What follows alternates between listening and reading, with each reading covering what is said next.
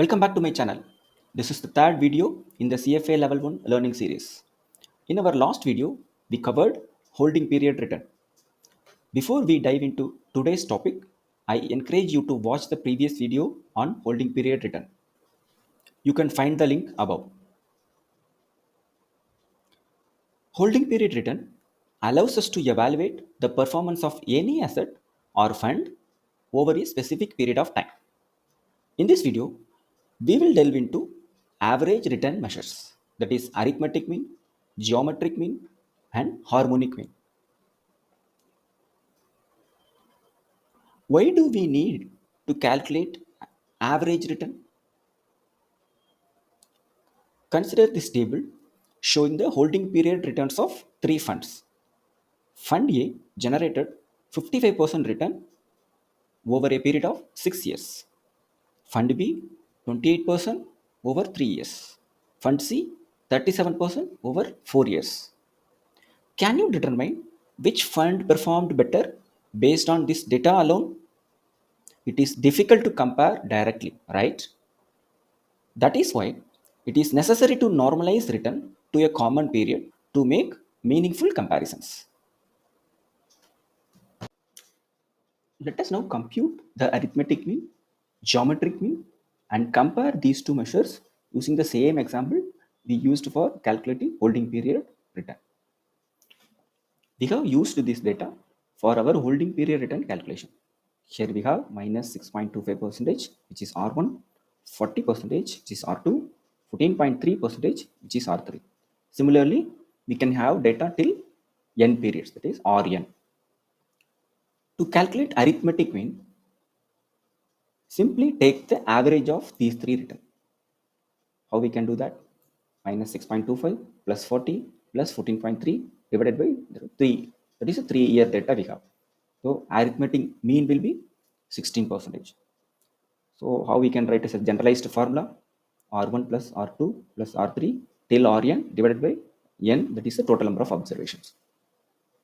Now let us move into geometric mean calculation. For geometric mean calculation, we can take holding period return formula as a base. You can see here, this is how we have calculated holding period return. We have to say take the average. How we can take the average? We have to simply put 1 by 3 here to get geometric mean. This is the geometric mean of the given data, 3-year data. We got 1.5. Now we have to put 1 by 3. Then we have to deduct 1. So we get 14.48 percentage. This is geometric mean. We can call it as 3-year CAGR also. So how we can write a common formula, generalized form? Simply we have to put here, we have total n number of observations. So we have to put 1 by n. This is a general formula. So now we have calculated arithmetic mean and geometric mean. Now let us compare the arithmetic and geometric mean to gain better understanding of these measures. Now let us see the difference between arithmetic mean and geometric mean. Arithmetic mean is similar to simple interest. That is, the interest is calculated on only on the initial principal. Whereas the geometric mean, that is similar to compound interest. Here the interest is calculated on initial principal plus interest earned. Let us break down the analogy between arithmetic mean, which is similar to simple interest, and geometric mean, which is similar to compound interest, using an illustrative example. In this example, we have the principal amount of rupees 1 and the given rates of return are minus 6.25 percentage, 40 percentage, and 14.3 percentage. Now let us see the simple interest analogy. In the first year, interest is calculated on rupees 1, the principal. It will be minus 0.063. That is, we lost 0.063 in the first year. And the total amount will be 0.938. In the second year, again we are calculating the interest on the initial principal, that is rupees 1, not on the new total, that is 0.938. No, we have to calculate the interest on initial principal because we are calculating simple interest. So it will be rupees 1 multiplied by the interest rate on second year 40%, we get 0.4. Then total amount will be 1.338. Similarly, for the third year, again we are calculating interest on the initial principal of rupees 1 multiplied by 14.3. The total amount will be 1.481. Now let us calculate the arithmetic mean. So how we can calculate? It is the average of these three returns, minus 6.25, 40%, 14.3. Let us calculate. Average of three returns. So we get 16.02%. This is arithmetic mean. When we calculate the total amount using this arithmetic mean of 16.02%, let us see what will happen. So our principal amount is rupees 1 multiplied by the simple interest. That average simple interest is 16.02 percentage for the 3 years, right? We have 3 years. So we get interest of 0.481. We had the principal of rupees 1 and the total amount will be interest plus principal. We are getting 1.481. As we can see here, the total amount using arithmetic mean matches the total amount calculated using simple interest for each individual year. You can see here 1.481, again it is 1.481. This reinforces the idea that arithmetic mean treats each year return independently, similar to how simple interest is calculated on initial principal, this rupees 1, without considering the interest earned on interest. In essence, arithmetic mean is akin to simple interest because it computes the average return over the period without compounding the returns year after year. Now let us explore how geometric mean relates to compound interest using the same example with the principal amount of rupees 1 and returns of 6.25, 40 percentage and 14.3 percentage. In the first year, the simple interest and compound interest calculations are same. Interest is calculated on initial principal of rupees 1 multiplied by minus 6.25 percentage. We get minus 0.63. The total amount will be 0.938. In the second year, we will calculate the interest on new total of 0.938, not on the initial principal of rupees 1. So the interest has to be calculated on 0.938 multiplied by 40 percentage, we get 0.375. So the total amount will be 1.313. Similarly, for the year 3, we will calculate the interest on new total, that is 1.313. So when we apply the interest rate of 14.3, we get 0.188. Then the total amount will be 1.5. Now let us calculate the geometric mean. How we can calculate? 1 plus R1, that is minus 6.25 percentage, multiplied by 1 plus R2, that is 40 percentage, multiplied by 1 plus R3, that is 14.3 percentage, 4 to the power of 1 by 3s minus 1. We get 14.48 percentage is geometric mean. Now we will calculate the total amount using compound interest formula. This 14.48, that is geometric mean as the interest rate. Principal multiplied by 1 plus interest rate, that is the geometric mean, to the power of 3 years. We get total amount 1.5. As you can see, the total amount using geometric mean matches the total amount calculated using compound interest. Unlike arithmetic mean, which treats each year's return equally, geometric mean account for the compounding effects of return over time, similar to how compound interest accrues interest on interest. We have examined the calculation of arithmetic and geometric means and explored their differences. Now let us discuss a few key points that distinguish them. The arithmetic mean typically biases upwards compared to the geometric mean. The arithmetic mean is always higher than the geometric mean. However, there is an exception. When all the returns are equal, both means are identical.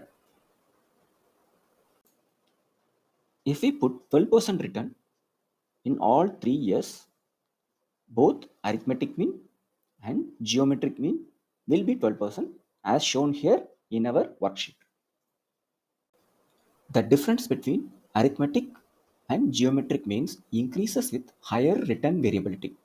Simply put, greater the fluctuations in return, the larger the disparity between arithmetic and geometric mean.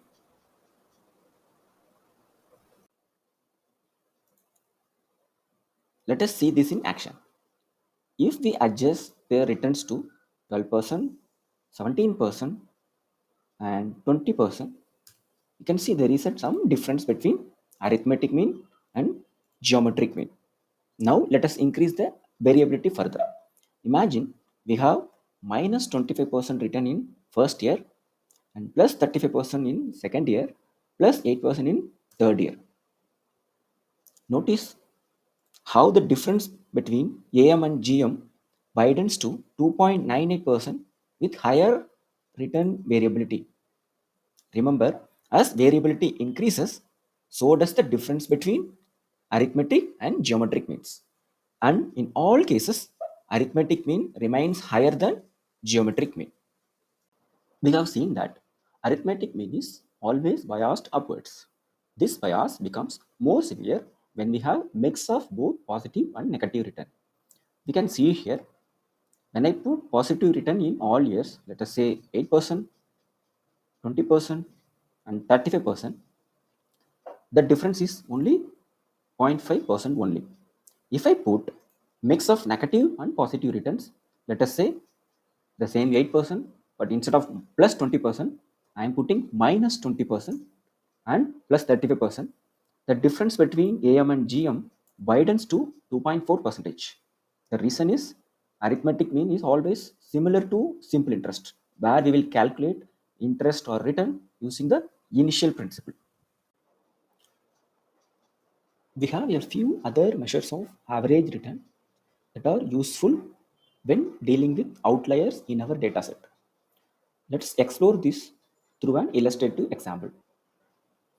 An investor is buying the company share every year in a systematic investment plan, that is SIP, of rupees 1000 per year.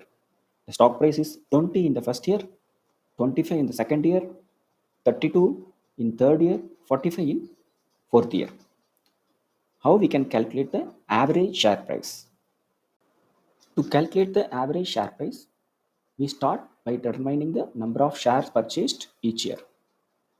This is found by dividing the total amount by the share price for that year. Over the 4 years, the number of shares purchased will be 143.5 with a total investment of 4000 rupees. Dividing the total investment by the total number of shares purchased will give us the average share price, which is 27.9. You might ask, why can't we use the arithmetic mean of shares over the 4 years like this?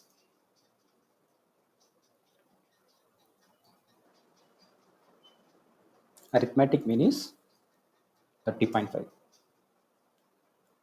When purchasing a consistent number of shares annually, the average price can be indeed be computed using arithmetic mean. Consider if 50 shares were purchased each year. So multiplied by the share price, we get the total investment of 6100 rupees. Number of shares purchased over 2 years is 200. Then we can calculate the average share price as 30.5. This is arithmetic mean. So we have calculated arithmetic mean, which is 30.5. When we purchase equal number of shares every year, then we can simply calculate the arithmetic mean to calculate the average buy price. Here, the approach changes when equal amounts are invested each year. We have invested 1000 every year. So that is why we are following this method. We have to calculate the number of shares and we divide that by the total investment of 4000, we get 27.9. This dynamic adjusts the quantity of shares bought based on the price fluctuation. You can see when the price is 20, we can able to purchase 50 number of shares. So when the share price is high, that is 45, we can able to buy only 22.2 number of shares. So this strategy known as systematic investment plan or cost averaging involves a periodic investment of a fixed amount of money. This strategy helps lower the average purchase price by increasing the share purchases when the prices are low. That is, when the price is 20 low, we can able to purchase more number of shares. Similarly, we can buy less number of shares when the share price is high. When purchasing equal number of shares each year, we can calculate the average share price using arithmetic mean. Similarly, when investing equal amount of money each year, the average share price is calculated using harmonic mean. This 27.9 represents the harmonic mean. Here, the harmonic mean is average share price. You don't need to memorize the formula for harmonic mean. Instead, let us derive it.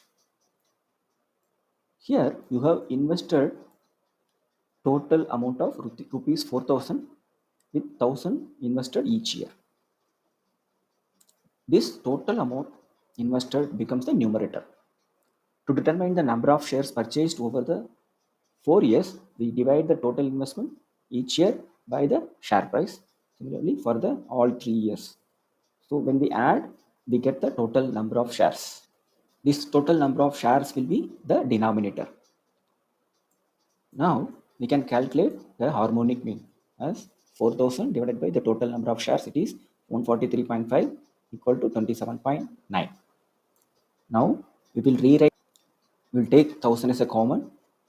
Then we get this. In this step, we can write it as 1000 multiplied by 1 by 20 plus 1 by 25 plus 1 by 32 plus 1 by 45.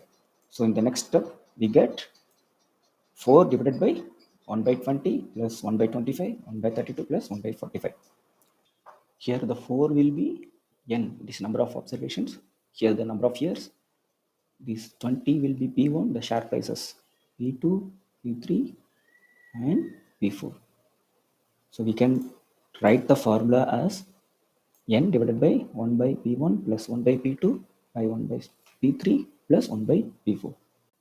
Harmonic mean is always less than geometric mean and arithmetic mean. Again, we have the same exception. When all the observations are equal, then harmonic mean, geometric mean, and arithmetic mean will be equal. Harmonic mean is a specialized concept of mean. So it is mainly used to averaging the ratios. For example, P ratio and average share price, which we have used in our example. And harmonic mean, arithmetic mean, and geometric mean are mathematically related. This relationship is given in the CFA curriculum. Arithmetic mean multiplied by harmonic mean equal to geometric mean square. In addition to harmonic mean, we have two more types of means which can be used to minimize the impact of outliers. Number one is trimmed mean. Number two, winsorized mean. Let us explore the trimmed mean using this example. We need to find the average monthly salaries of employees in a company with 100 employees, ranging from bottom level workers to top management like CEO and CFOs. To calculate 10% trimmed mean, we need to remove bottom 5% of the data and top 5% of the data. So first we have to arrange the data in ascending order. Then we remove the lowest 5% and the highest 5% of salaries. Finally, we can calculate the mean value of the remaining data set. Let us say here we have the salaries of bottom level workers, maybe 10,000, 15,000, 20,000 like this. It will go. Finally, the salaries of CEO will be in lakhs, right? So some 5 lakhs, 6 lakhs, 10 lakhs. It will go like this. Now we have to remove the bottom 5%, then top 5%.